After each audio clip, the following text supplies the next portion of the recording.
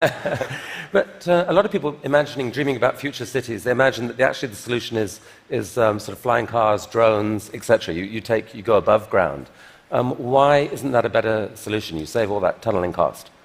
Right. I'm in favor of flying things. Obviously, I do rockets, so I like things that fly. This is not some inherent bias against flying things, but there is a challenge with flying cars in that they'll be quite noisy. The wind force generated will be very high.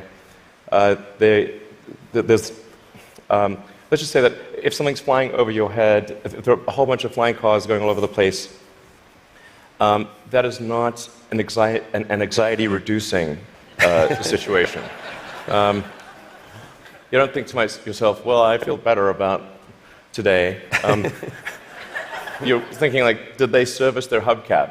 Or is it going to come off and guillotine me as they're flying past?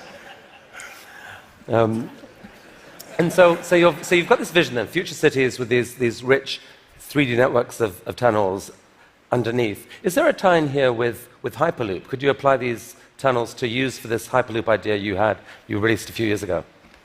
Yeah, so we've been sort of puttering around with the Hyperloop stuff for a while. We built a Hyperloop test track adjacent to SpaceX just for a student competition to encourage innovative ideas in transport.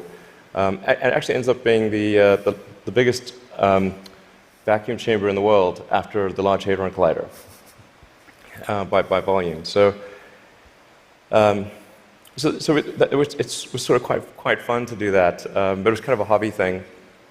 And then we think we might. So we developed a little pusher car to push the student pods, but we're going to try seeing how fast we can make the pusher go if it's not pushing something. So, I mean, like, sort of cautiously optimistic we'll be able to be faster than the world's fastest bullet train, even in a 0.8 mile stretch.